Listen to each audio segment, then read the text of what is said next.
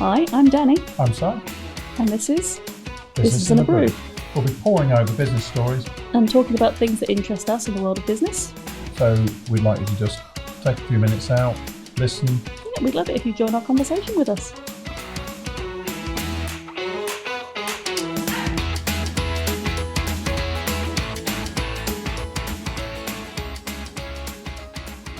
Hello. Hi. What's up today? Well, I'm going to apologise in advance because I think I'm going to mispronounce absolutely everything during this.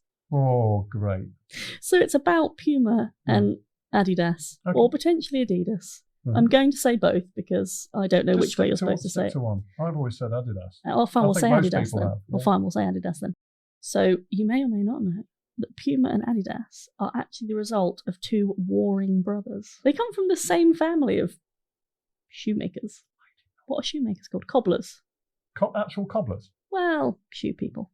Shoe people. You cobble when you make trainers? No, because I don't know. And it was not important. And it started in Germany, so there's a lot of German words in here, so I'm just going to apologise if anyone hears me and thinks that's not how you say that, but I'm sorry. This is going to be fun. Yeah. Are you not going to get any judgment from me, I promise you. That's because you don't speak German, so you wouldn't know I was saying it wrong anyway. If my eyebrow starts to go, I just won't look at you. So, the two Dassler brothers, Rudolph and Adolf. Das? Yeah. Rudolph and Adolf were their names, Wow. but we're going to call them Rudy and Adi because it's better.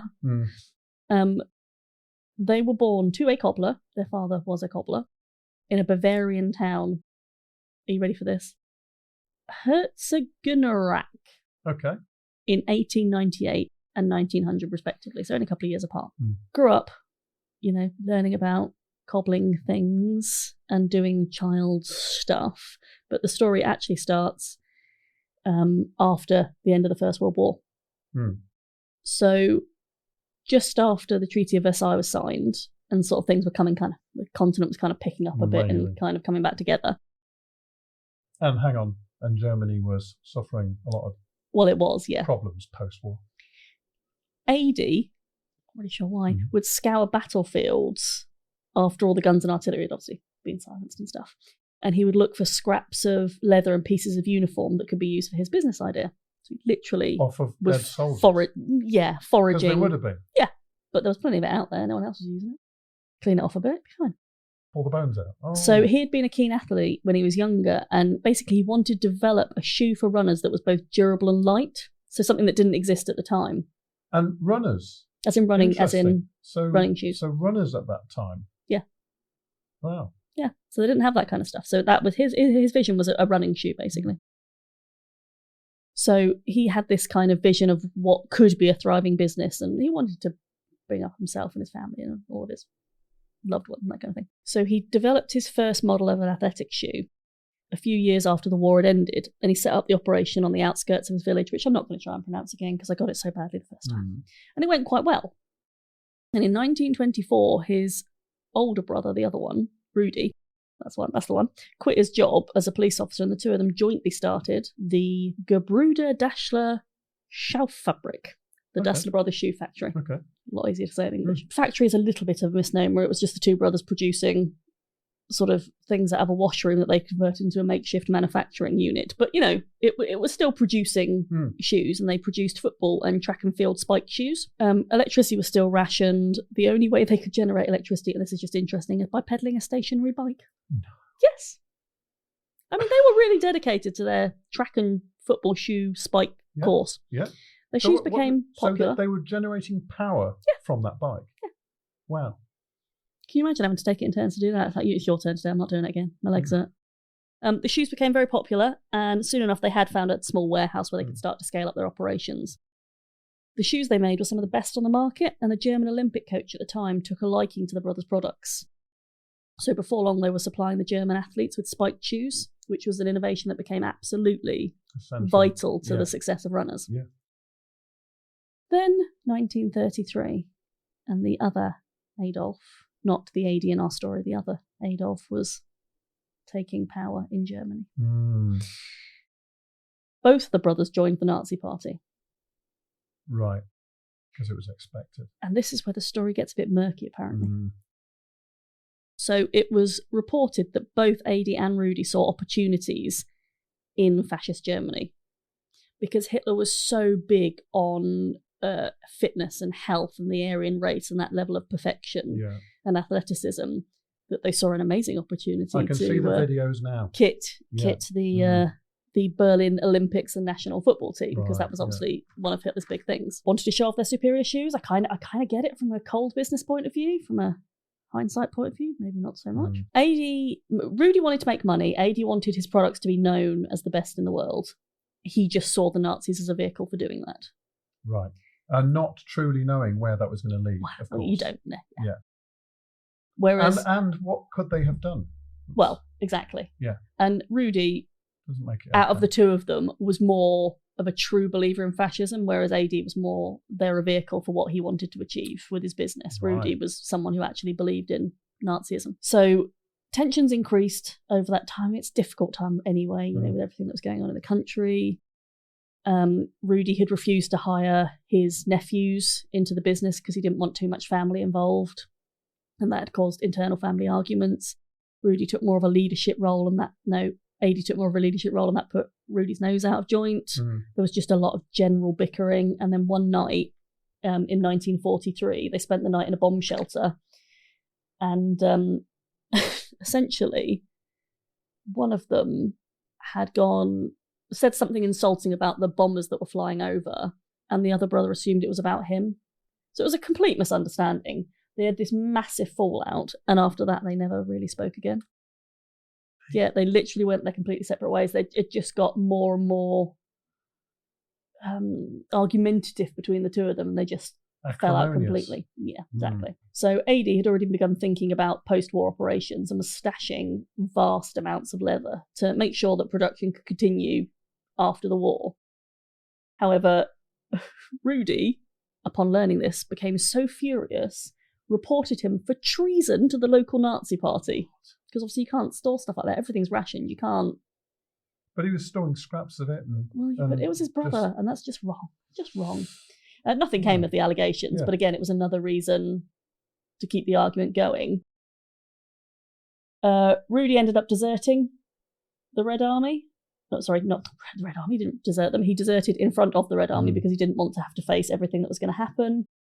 He managed to make it all the way back to Nuremberg before being arrested and thrown into a Gestapo prison, and was nearly sent to the Dachau concentration camp. Flipping out. However, the Allied advance was just in time, and instead he was taken to a prison of war camp, which he's returned from because they didn't have enough space for all the people. So, some bad luck and some good luck kind of all at the same time. Yeah. So although both brothers had survived the war, the relationship was just gone. Yeah. And that just got worse and worse. In the Allies, when the Allies held the denazification trials, the two brothers ended up having to testify against each other, which wouldn't have helped their acrimonious relationship. Right, wait a minute. That wasn't you're talking about Nuremberg war trials? Well, they're the denazification trials, which the defendants had to answer for their actions during the war, so not quite as big as Nuremberg, but more of a localised. Right, okay. So AD falsely accused his brother of having been a member of the Waffen-SS, which wasn't true. But he did accurately describe his brother's belief in the Nazi ideology. Rudy, on the other hand, was also testified against his brother, citing his deep involvement with the Hitler Youth. I mean, it was a little bit... It got very childish, but really, in a bad way. They really were going for each other. Oh, absolutely. Yeah. So AD, because of this, was banned from owning and operating any type of business for a number of years. Rudy was convicted of Nazism? Yes, Nazism. And war charges and sent to an American prison camp, but released again because they ran out of room. They didn't have any room. They were just, just go home. Just go home. So when Rudy returned, the two sat down and basically conducted a brother divorce. They separated the business, the assets, everything was split, deals negotiated, and they went their separate ways. It's just, we're not, you sent me to a concentration camp, you stopped me owning a business, that kind of thing. Wow. Yeah. So Puma was founded in 1948, with Adidas coming into existence roughly a year later when AD was allowed to go into business again. So Rudy had a slight head start with Puma, and then as soon as AD was able to, Adidas came in. And in that year, oddly enough, so you're talking 1949-ish, that was the year Adidas registered their trademark for their iconic 3 stripes. That is how long it has been around. Oh, good grief. Yeah. Good, great. Oh, okay, this is a fascinating story so far. Yeah. So, and I haven't done too badly with my pronunciation. No. I thought it was all right. Well, your pronunciation came at the beginning. Yeah, so that's to be true. fair to you. Yeah. So, initially, interestingly, just a side fact, those 3 stripes were a part of the overall structure of the shoe. They were there to make the shoes like almost a joint. They were functional. But but AD realised there was a branding opportunity to be had, and essentially led into that very sensibly. Yeah. The story goes that AD told that he bought the rights to use the stripes from a Finnish manufacturer for roughly €1,500, adjusted for inflation, and 2 bottles of whiskey. I don't know how true that is, but that's the story he tells. Did the paperwork for that. Pretty much, yeah. So both companies grew in the early years, and a clear leader emerged, which was Adidas. AD's technical skills and his passion is what led him to create these amazing shoes, and that was what started it in the first place. Rudy joined late. He was a businessman, but the vision came from AD. Puma saw success, but at a much slower pace than Adidas did. And the period between the founding of the 2 companies and the death of both brothers in the 1970s is often referred to as the sneaker wars. I know. A lot of war in this family. Good grief. Today, obviously, they've changed a lot from their early days as shoe manufacturers. Both still produce vast quantities of shoes, but it'd be more accurate to describe them as lifestyle rather than focusing on that function. So it's definitely form rather than function. But yeah, it was just bizarre that 2 brothers from this tiny little Bavarian village had this vision. They started it from the beginning. They fell out in the war. Yeah, but having all of that provenance, if you like, from their own father, who taught them all the skills they needed to. Yeah, I mean, Rudy strikes me as a bit of a pale shadow of his brother, because AD obviously had such a vision for the manufacture of these shoes and what he wanted to do with it. He wanted them to be worn by the best in the world. He wanted to be known as the forerunner. Did you like that? Yeah, that's clever. Of shoe manufacture. I know. Yes. They were worn by an Olympic team. Yeah. He knew what he was doing. I think Rudy just rode off the back of that opportunity, which is why I don't think Puma was ever as successful as Adidas has become, and it still isn't. No, you're right. Yeah, now it still appears to be. I mean, they're still strong, but they're both strong brands. But you'll see them on the shelves at the same places. Yeah, and you'll see them on people's feet, but they are less. Yeah, definitely less. You've got Adidas on now. Yeah. So have I. Yeah. How strange. Yeah. How strange that we both chose to wear this. I didn't even know you were going to do this today. Yeah, well, true. Yeah. So yeah, I just think it's absolutely fascinating that it just came from this tiny little Bavarian village. All that stuff happened, and that's how we get our pretty just going to show that you just do a little tiny bit of digging on pretty much anything. Yeah. Yeah, I'd like to find out the origins of the Kenwood mixer, for example. I've never looked back in time. It's such a random item. I know, but hang on, that's been around forever. My mum had a Kenwood mixer. Yeah, but it's been around forever. It is an amazing piece of kit. And but you say that, I wouldn't have thought trainers had come from before the first, just after the Second World War. But I'm not going to say I'm going to go and do a session on that. No, okay. But you'd just like to know where the Kenwood mixer came from. So actually, I think if anything comes into your head, just go and just check it out. There's a story about everything. There's stories. Yeah. But that is a particularly interesting one. Yeah. I love the idea of the sneaker wars, because it's all mixed in with the war. It's all mixed in with post World War One. Yep. And then leading into World War Two.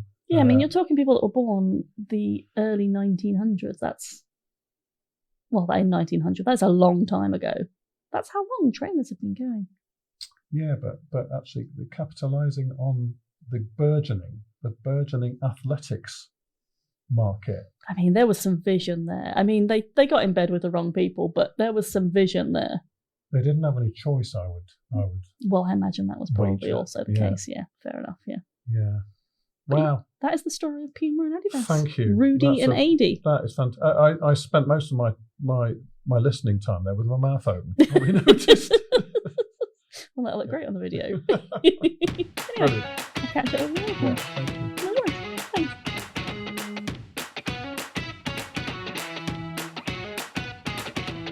Thanks so much for listening and being a part of today's episode. If you like what you've heard, or if you feel there's something missing, or you want to ask any questions, please get in contact. And if you love listening to us as much as we love talking to you, subscribe, download, leave us a review. All the love helps. Thank you.